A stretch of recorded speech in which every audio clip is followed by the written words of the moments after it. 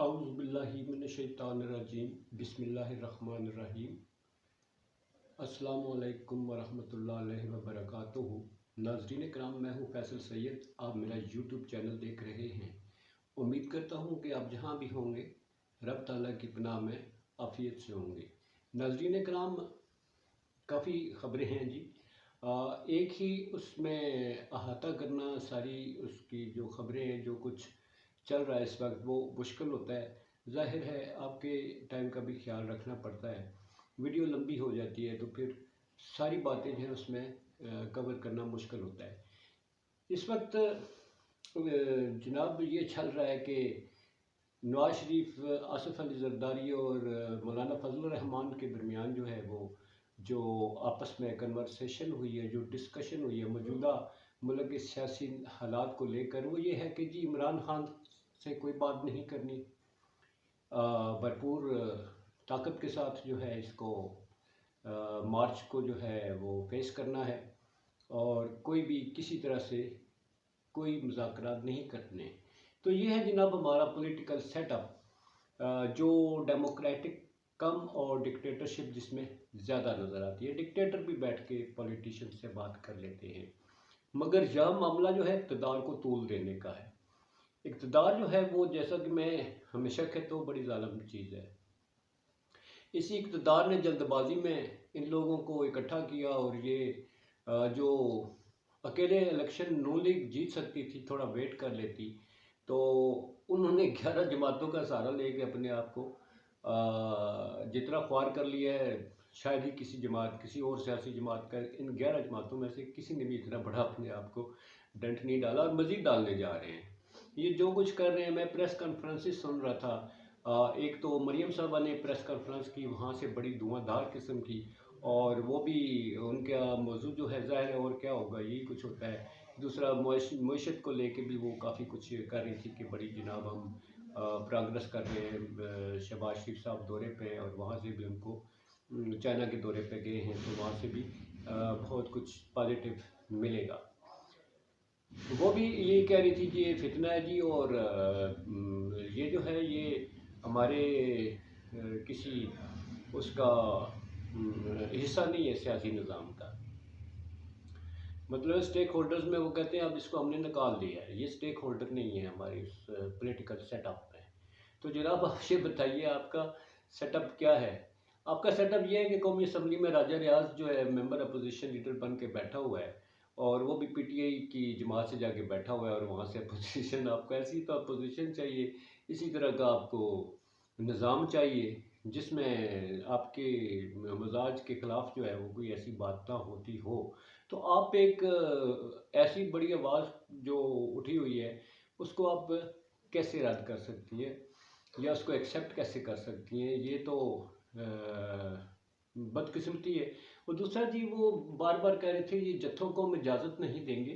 یہ جتھوں کا لفظ رانا صاحب بھی استعمال کر چکے ہیں، اور شہباز شریف صاحب بھی کافی دفعہ استعمال کر چکے ہیں۔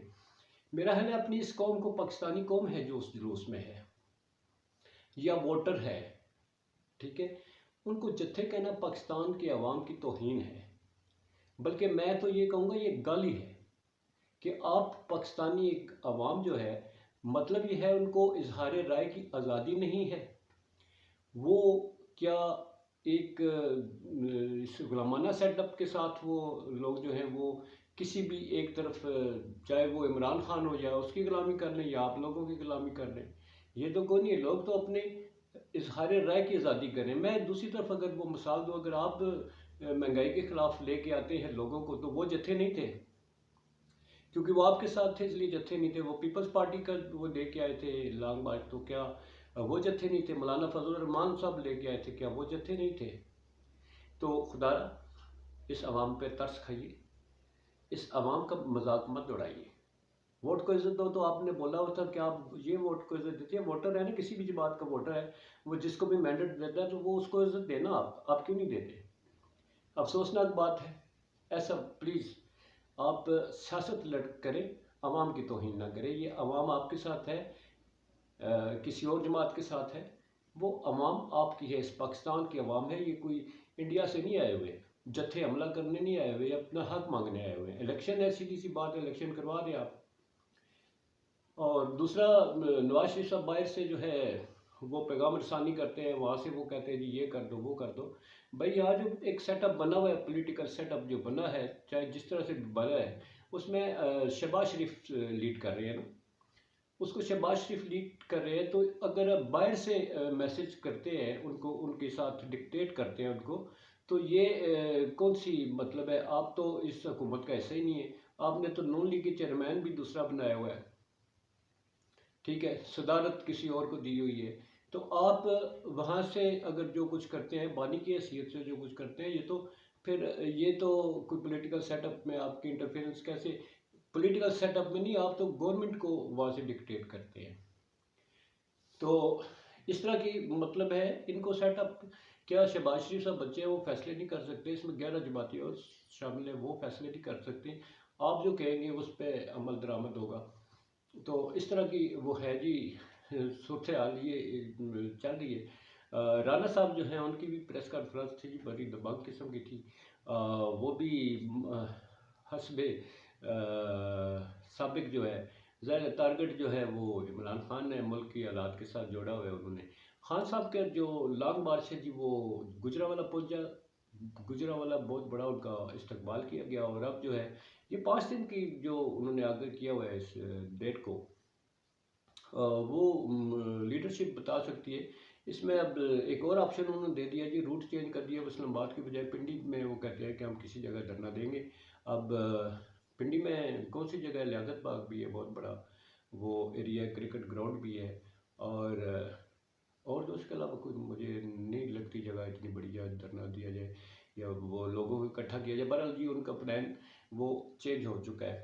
मरियम साहबा और राना साहब जो हैं वो एक उनकी बड़ी मुश्तरका वो बात थी, एक बात को लेके बैठे हुए थे। इमरान खान ने मार्शल लॉ की बात की, मार्शल लॉ को दावा दे रहे हैं।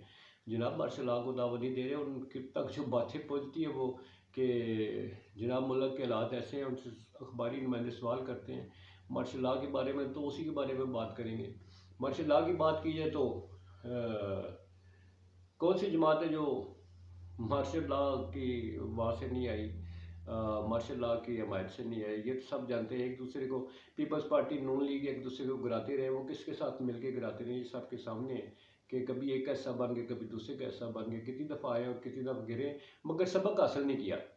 सबक हासिल नहीं करना और ना ही करेंगे। अब आपकी अभी की बात है, 4 साल पहले जो नवाज शरीफ साहब की हुकूमत ख़त्म की गई, उनको वो नाअहल किया गया। उन पर भी एक एलिगेशन था कि जनाब इन्होंने पनामा का केस था। अभी की बात है, पिछली बातों को छोड़ दें, उसमें भी आपकी मुद्दत पूरी नहीं होने दी गई। तो आप जो पॉइंट उठाते हैं कि ये जनाब एस्टेब्लिशमेंट मदाखलत करती है, तो आपकी अपनी छुट्टी होगी, और अब आप उसी प्लान को आगे तकवीत देते हुए आपने एक और सियासी लीडर की छुट्टी करा दी। आप आएंगे तो फिर आपके साथ क्या होगा, ये तो आने वाला वक्त बताएगा। क्योंकि अगर सियासत को आप मजबूत करते, सियासी निज़ाम को मजबूत करते, सियासतदान आपस में बैठ के कुछ आपस में सेटलमेंट करते हैं, मतलब है इसमें यही होता है ना, कोई झुक जाता है और कोई मान लेता है, कोई मनवा लेता है, बात ऐसी चलती है। अगर आप भी डंडे पे वो डंडा लेके खड़े होंगे, इमरान खान भी डंडा लेके खड़े होंगे, तो बात तो आगे नहीं बनेगी। पीसी पब्लिक जा रही है। और मरीम साहबा कह रही थी कि काफ़ी सियासत जो है वो बेहतर हो रही है, हमारे हक में जा रहे हैं, हालात जा रहे हैं, वशत भी हमारे हक में जा रही है। तो ये तो लोगों के सामने जी, इसमें हम लोग अपनी राय क्या दे, बात वो है जो लोगों के सामने लोग जिस पे बात करते हैं वही बात होती है। तो जनाब यही कुछ था। कॉन्फ्रेंस चल रही है जी, और सियासत अपने रुख पे चल रही है, मार्च भी चल रहा है, कॉन्फ्रेंसें भी चल रही है, और बड़ा कुछ हर कोई अपनी अपनी राय दिए जा रहा है।